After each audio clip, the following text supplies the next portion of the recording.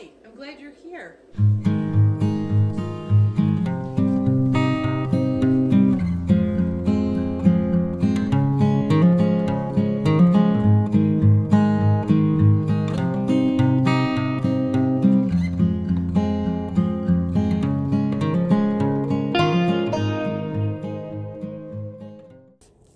This is the audio version of the book Peak, a resource for recovery, authored by Faye Anam Avis. Chapter 9, Rethinking Family.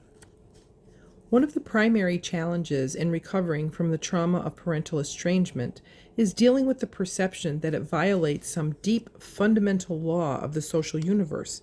It just feels wrong. It's not a problem like your car breaking down, needing a crown on your tooth, or a leaky faucet. It is easy to picture a social setting with other parents when talking about any of those problems would feel appropriate and natural.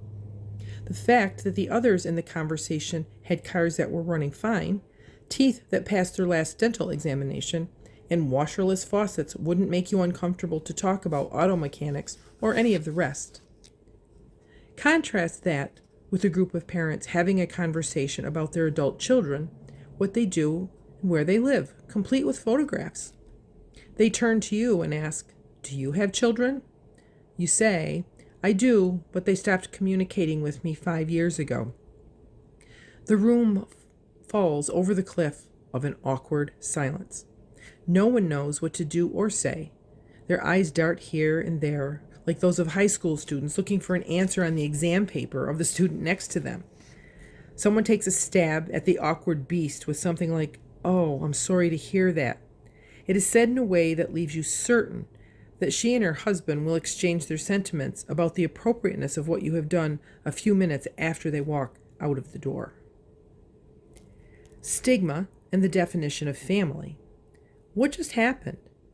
Well, you have just run straight into the buzzsaw of the stigma of parental estrangement. What is a stigma? Stigma is a mark of disgrace associated with a particular circumstance, quality, or person. A stigma is not simply a problem, it is a problem that should not be talked about. At the core of this stigma is the way society understands family. Family is generally defined by biology and law as the social arrangement whereby parents bear or adopt and then nurture children. Except in cases of mistreatment, this social arrangement is buttressed by the legal responsibility assigned for parents to care for their children. It is involuntary both for parents and children. This definition works fine until children come of age. At that point, the relationship becomes purely voluntary. There is no legal requirement for parents and adult children to have any relationship at all. Society, on the other hand, does not make this adjustment. It assumes that the involuntary nature of the family remains intact for parents and their children until death, and that any deviation from this standard raises the suspicion of faulty parenting, defective adult children, or both. It is not simply that society imposes a standard on parents that is impossible for them to meet. Parents also imbibe these expectations and weave them deep into their own self-understanding. When problems arise in the relationship with their adult children, they feel ashamed. The combination of social stigma and personal shame on top of feelings of loss is extremely painful. Implied in this problematic understanding are elements of shared identity, exclusivity, and permanence. The fallacy of shared identity. Because family members partake of a common genetic lineage and years of shared experiences, it is assumed that this shared identity should help the personalities of family members click. How many times have we heard struggling parents say, "I don't understand. I didn't raise him this way," or "She isn't anything like me," or her father. In fact, the research converges on the remarkable conclusion that environmental influences make two children in the same family as different from one another as pairs of children selected randomly from the general population, and children are nearly as different in personality from parents. From a personality perspective, there is little reason that parents and children should get along any better than two randomly selected adults from different generations.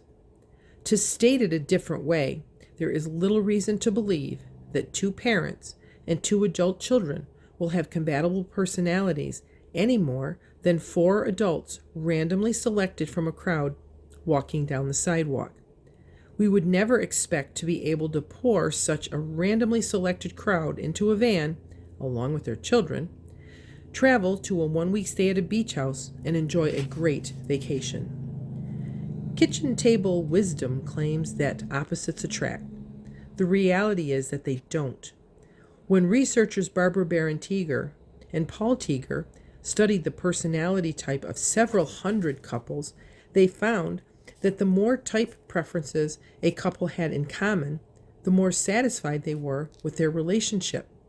There is no reason to believe that people of widely different personalities in a family should get along any better, even when there are personality differences between parents and adult children. Here's the truth. Personality differences can play a significant role in parental estrangement. The fallacy of exclusivity. Related to the fallacy of shared identity is the assumption of exclusivity. Exclusivity means that the functions of family members are unique to the family and therefore irreplaceable by anyone outside the family. Exclusivity has several ramifications. First, the tribal nature of families can react to close, non-family friends as intruders and work to push them out. Ironically, this can happen at the same time that adult children are withdrawing from the family. The result can be parents who not only have lost the relationship with their children, but also with close friends, or after a divorce, the spouses they married. The second ramification of exclusivity is an exaggerated family loyalty. Estranged parents feel guilty talking about problems that they believe should be kept in the family, even in confidential situations where they are trying to get help. Added to the impact of stigma and shame, this demand for loyalty further isolates estranged parents in their pain and confusion. The final impact of exclusivity is that it deepens the sense of hopelessness in estranged parents. If children and grandchildren have cut off communication and no other relationships can help fill that space in their lives, then they are left with nothing less than a complete, tragic loss. Faced with this lifelong prospect, parents are often inconsolable. As we have seen, these losses have significant impacts.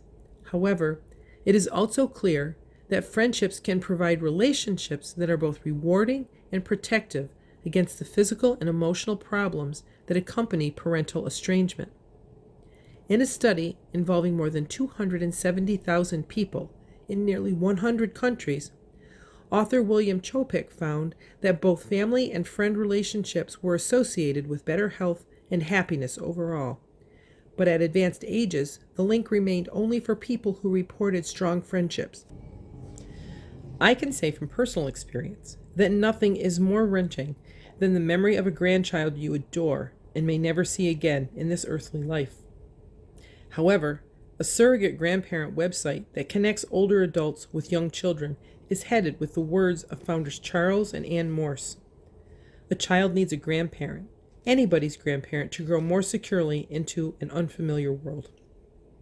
Amy Morin, a social worker and foster parent in Lincoln, Maine, argues offering children positive relationships with adults who are not blood relatives can be positive for everyone.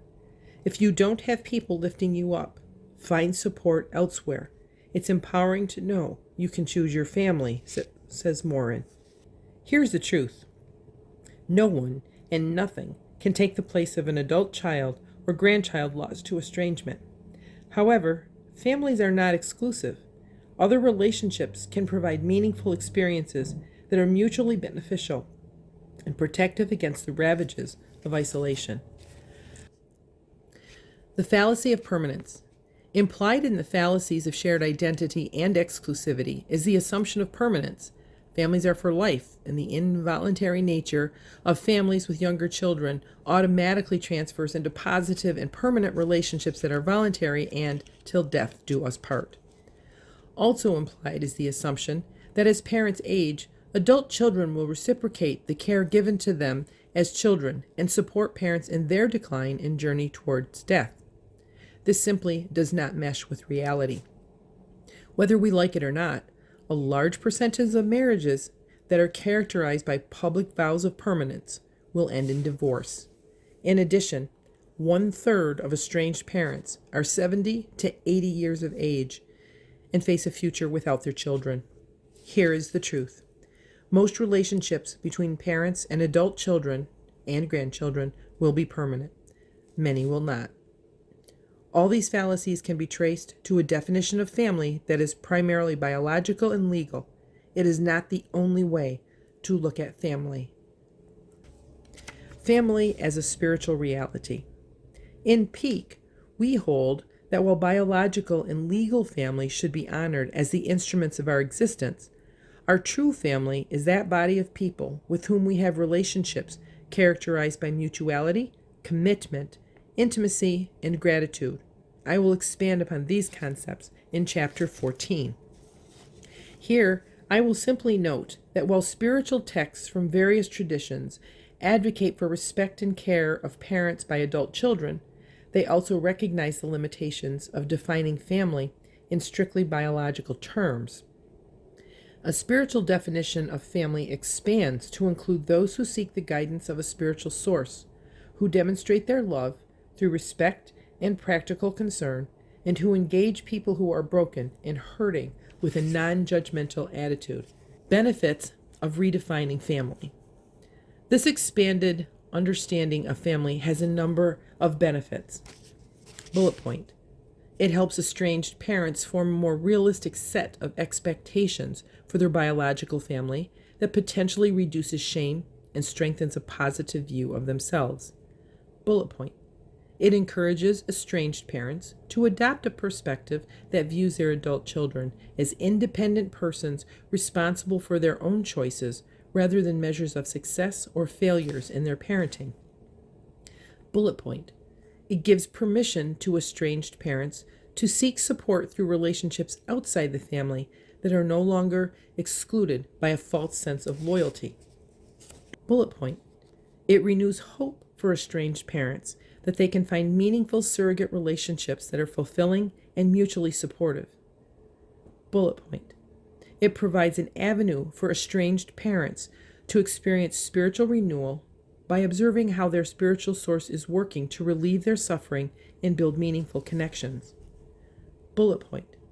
It invites some estranged parents to grieve their loss and move forward to make concrete plans to deal with the implications of their estrangement, such as holidays, birthdays, anniversaries, weddings, funerals, illnesses, and grandchildren, as well as legal issues concerning wills, estates, powers of attorney, and final arrangements.